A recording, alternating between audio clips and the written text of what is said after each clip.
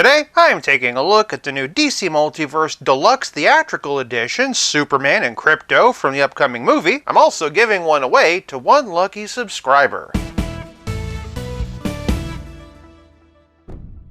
Welcome to 5 Points of Articulation, and a huge thanks to McFarlane Toys for making this video possible by sending me this figure to review. Starting with the packaging, and this is actually a bit new to the palette. It's patterned off a collector edition box, but the accents are in blue. As is often the case with movie figures, it's a bit crammed with logos, but I love what they have done with the spine. I'm definitely hoping for more of this in the regular series. On the back, we get that same picture of Superman, but now it's been rendered like comic-style art. Kudos to the graphic designer. But Krypto looks like an extra from All Dogs Go to Heaven. And so help me Zod if James Gunn sends this little angel to heaven. Sorry, I'm still not over Guardians 3. For those searching for Superman and Krypto in stores, here's the UPC. And for packaging, I'm giving Superman and Krypto an enthusiastic 5 points. Moving on to presentation, and Core and Sweat Superman stands at 7 1/8 inches, or about 18 1/4 centimeters, and is a completely unique sculpt, which makes sense because this is a completely unique Superman. That's not to say it doesn't draw some inspiration from some other sources. The collar and piping takes its inspiration from the New 52. The logo is from Kingdom Come, and these trunks come from Shallow Hal. Okay, let's address the elephant in the room. Lots of fans are divided on the trunks, feeling that they're too silly for a modern Man of Steel to be taken seriously, especially after, Man of Steel. Other fans feel like the closer it is to the comic book costume, the better. In my Spin Master 6-inch Superman video, I said I didn't really care for this new costume, but that's more to do with how it fits. I also pointed out that I didn't like Christian Bale's costume in The Dark Knight, but it doesn't change the fact that it's one of the best superhero movies ever made. Long story short, there's more to a superhero movie than the costume, and I still want to give it a fair chance. Besides, this video isn't about a costume, it's about an action figure. Regardless of how I feel about the costume, McFarlane Toys has captured all the different seams and textures, and honestly, that really helps to make it an interesting looking figure. I'm particularly impressed with the execution of the cape. For other figures, McFarlane just has a neck piece that clips down over the cape, but here there's actually a whole separate chest piece that wraps around. The result is really good. I'm also glad to report that the S is on the back. From what we've seen in trailers, the blue seems to be a bit darker than what's on screen. In defense of McFarlane, Spin Master did the same thing, but that could easily be chalked up to the fact that these things have to be worked on years in advance. That said, I do like this blue. Not too dark, not too light, overall a pretty happy medium. Let me know in the comments what you think of the costume. I do like the design of the boots. The logo, while not my preferred design, is nice and crisp, though the red is a little bit streaky on mine. Moving to the head, I think the likeness is pretty solid. The eyes are nice and vibrant, and the lips aren't too dark. Notice the seam around his ear? That's because he has swappable faces, but we'll be talking about that more in Playability. Based entirely on my view of the figure and not my opinions of the costume, for presentation I'm giving David Core and Sweat Superman 5 points. And regardless of how you feel about the figure, if you're enjoying this video so far, do me a favor and give it a like. Moving on to Poseability, and now that we've talked about what this Superman looks like, let's see what this figure can do. Working our way top down, and as always, his head is on a dumbbell joint. The tagline for the film is look up, and he can look up a fair amount. Here's looking straight for context. Can't really look down all that much. Pretty good amount of tilt though, and of course all the way around. Moving on down, and Superman can raise his arms about 90 degrees, and gets complete rotation of the shoulder. He also gets an assist from the multi-directional rotator cuff. Working our way down the arm, and Superman has bicep swivel, double jointed elbow with that perfect DC Multiverse bend, and wrist balls that can swivel and hinge in any direction. Move into the middle, and Superman has a diaphragm joint and a dumbbell waist. He can arch back this far, which for a flying character is really good, in combination with his neck articulation, and here's a flying pose. In terms of eye line, I'm pretty happy. Here's Superman standing straight. Really brings into focus just how big the trunks are. As for the hunch forward, it's a bit better than usual, but as always, could be better. I am pretty happy with how deep the tilt is, and of course we get twist. Below those big old pantaloons, and Superman has the standard McFarlane hips. He can kick this high and this far back, which is pretty impressive, but not nearly as impressive as his perfect split. Bit of twist in the hip, though not as much as I'd like to see. And then working our way down, the double jointed knee can bend this deeply. He's got toe articulation and ankle balls that can swivel, hinge, and like the iconic red cape from Kirk Allen to George Reeves to Christopher Reeve to John Hames Newton to Gerard Christopher to Dean Cain to Tom Welling to Brandon Routh to Henry Cavill to Tyler Hoechlin and now to David Core and Sweat, pivot. For Poseability, I'm giving Superman 4 points. Moving on to Playability, and in terms of accessories, I'm actually kind of confused. Let's start with the hands. Cal comes preloaded with this right fist, as well as this left kind of grippy, kind of gestury hand, and while he does come with an alternate pair of flight hands, which is great, an alternate fist really would have gone a long way here. For one thing, I'm not really sure what I'm supposed to do with this hand, and for another thing, there's no way to stand him in a basic neutral pose. At least a matching fist would have been symmetrical. If you have the Batman v Superman Doomsday 2-pack, here's how the Henry Cavill fists work. The skin tone's a little bit different, but you can get away with it. The Christopher Reeve hands are a bit too snug, and the skin is way too different there. For those wondering about Shazam Fury of the Gods, the pegs do not match. What I'm more confused by are the swappable faces. He comes with 3, and I frankly don't see a difference between any of them. Seriously, am I missing something? Because these look identical. I mean, yeah, this one has the eyes painted for heat vision, and I guess this one has a couple of wrinkles around the eyebrows, but beyond that, I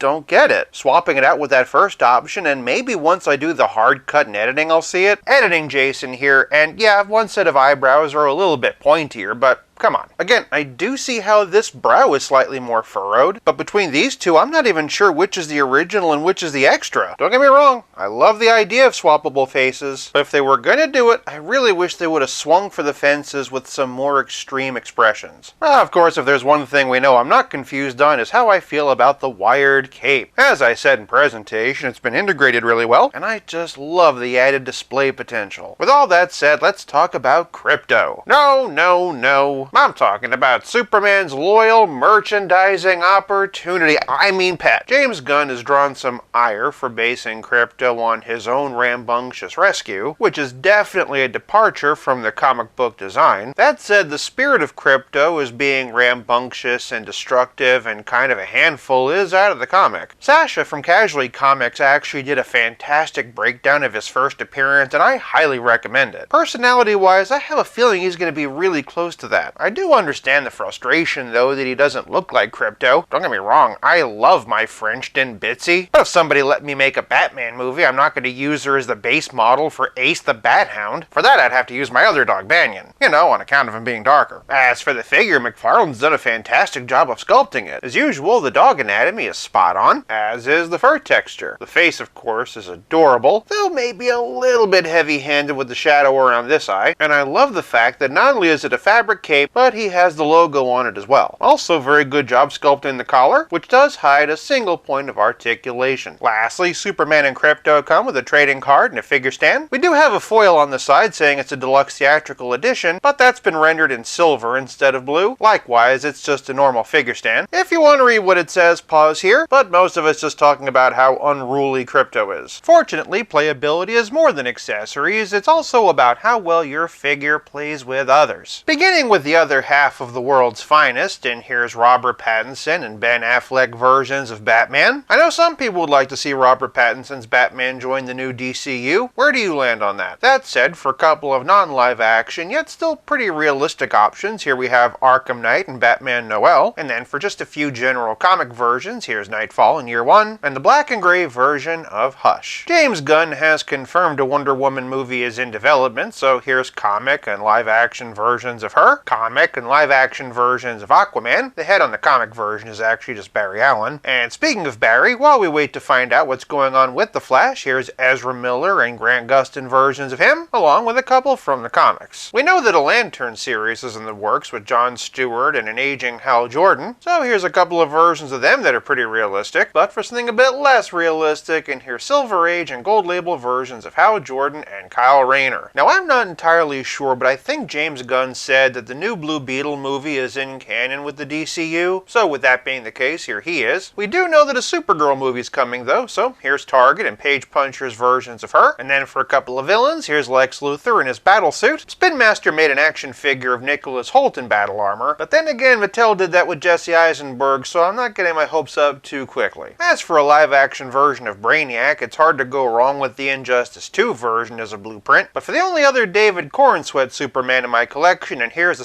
6-inch one by Spin Master. Of course, we've got to have a Krypto comparison. As long as I'm here though, friend of the channel and frequent commenter Adrian asked for a side-by-side of first appearance Batman and Silver Age Superman, though I'm pretty sure he also asked for Christopher Reeve at some point. Either way, buddy, I hope this helps. This is a perfect segue to the side-by-side I'm sure a lot of you would like to see: Henry Cavill and Christopher Reeve. Keep your eyes peeled, by the way, for a special three-way versus between these guys closer to the release of the new Superman movie. For a relative scale comparison, here's Superman and Krypto with Pizza Spidey and the Spectacular Spider-Man, and as always, here they are with Stealth Iron Man. Of course, I'm sure a lot of you were hoping for head swaps, but those are going to be getting their own video. As far as accessories go, Krypto is the main draw of the set, and it seems one of the main draws of the movie. In theory, swappable faces are a great concept, but this one really needed more variety, and most importantly, more hand options. For playability, I'm giving this Superman 3 points. If you'd like to support my channel so I can make even more content, you can donate to my Ko-fi in the description below. This leaves us with nothing left to discuss but the price. If you can find these two, they'll set you back about $34.99, but right now they seem to be sold out most places. That's part of the reason why I'm giving one away to one lucky subscriber. Long story short, I already had one, but McFarlane sent me an extra, so I thought instead of selling it, why not spread the love? Now, to be clear, this giveaway is not sponsored by McFarlane Toys or DC Studios or anyone else. Again, this is just me giving back to the community. To enter, comment the word Kelex in the comments below. You also have to be a subscriber. Deadline to enter is Friday, July 11th at 11:59 p.m. Eastern Standard Time. The winner will be announced in my big screen Superman Versus on or around July 13th. This giveaway is open to everyone worldwide. Please though, no duplicate entries. You will be disqualified. Otherwise, and I'm still adjusting to that new $34.99 price point, but between the new sculpt, wired cape, and especially Krypto, I do feel that there is value there. For price, I'm giving Superman and Krypto 4 points, averaging out to a grand total of 4.2 out of 5.